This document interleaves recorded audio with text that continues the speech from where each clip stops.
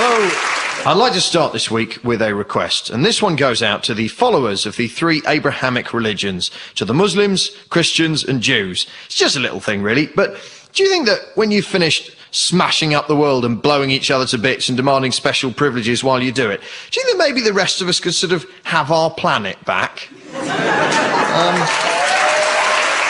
I wouldn't ask, but the thing is, I'm starting to think there must be something written in the special books each of you so enjoy referring to that tells you it's all right to behave like precious, petulant, pugnacious pricks. Forgive the alliteration, but your persistent power-mad punch-ups are pissing me off.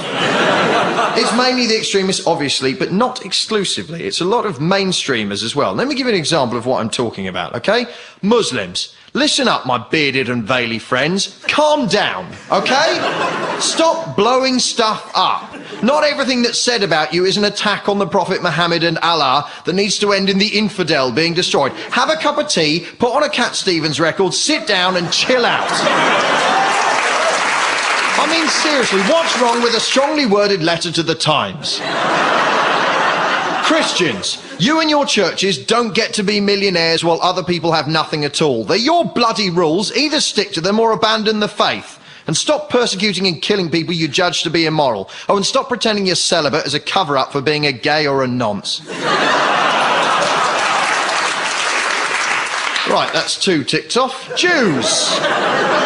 I know you're God's chosen people and the rest of us are just whatever, but when Israel behaves like a violent, psychopathic bully and someone mentions it, that doesn't make them anti-Semitic. And for the record, your troubled history is not a licence to act with impunity now. So, when the letters come, and I'm guessing they will, I can guarantee that each one of those faiths will be utterly convinced that I've singled them out for special criticism. Why did it have to be us? Islam is a peaceful faith. I don't see what's wrong with being Christian. We're a peaceful, loving faith. How dare you, after all we've been through? We Jews know how terrible violence can be. You see, all of them will be convinced that they're the ones being picked on. The Abrahamic faiths are like Scousers. They're always convinced they have it harder than everyone else. Right, and why is it that all of these faiths claim to be peaceful when even the most fleeting glance at a history of warfare will tell you otherwise? The relationship between religion and warfare is very similar to the relationship between ant and deck. You could have one without the other, but I'm not sure anyone would see the point. I wouldn't actually like it, but it would at least be refreshing to hear one of them come out and say, "Oh, our faith's violent as you like. We'll have a scrap, us lot, we do. Honestly, our special book says fight, fight, kill, maim, fight, smash, destroy, fight, murder, kill, and fight." That's why I signed up, to be honest. I'm a bit naughty, know what I mean? But no, all of them claim to be peaceful religions. Yeah, peaceful right up to the point where someone takes something they think is theirs or says the wrong thing or looks at them funny, then it's fighty, smashy, kicky, punchy all the way. I know this will upset a lot of people, and frankly, I don't care. I'm getting so sick of religious people screwing it up for the rest of us.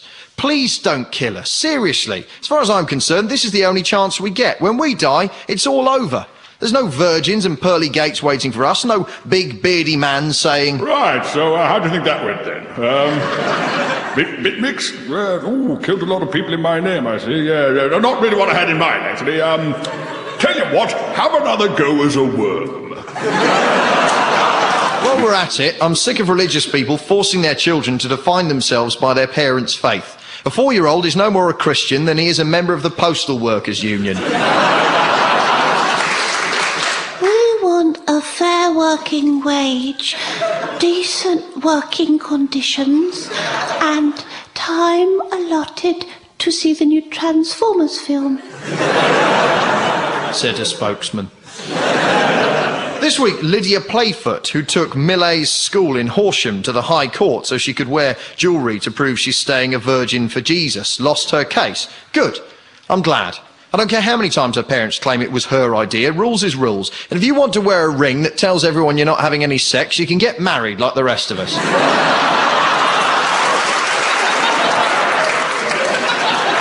Now, the lawyer for the chaste Miss Playfoot said a question the judge would have to answer was... What are the religious rights of school children in the school context? Well, I'm no judge. Not yet, anyway.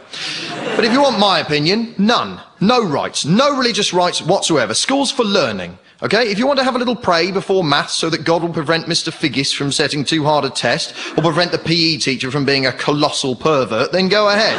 Fill your boots. If you want to pop on a feathered headdress and chant and mumble and sacrifice something, you can do that in your own time, or take a drama course and pretend it's art. Get a degree in it, that's what I did. The lawyer, Mr. Diamond, argued, Secular authorities cannot rule on religious truth. Well, Mr. Diamond, I'm going to assume you're not related to the Neil Diamond, because he rocks. Yes, I like Neil Diamond and Prince. And I'm married, go figure. But my point is, religious truth is a foxy one, because religion, by its very nature, doesn't tend to concern itself with truth. There simply isn't time for truth. By the time all the singing and candle lighting and toadying and condemning and hiding from science is done, truth's given up and gone to the pub for a pint. Here's the truth, right? Faith is about as interested in truth as I am in hanging out with Anthony Worrell Thompson, i.e. not very.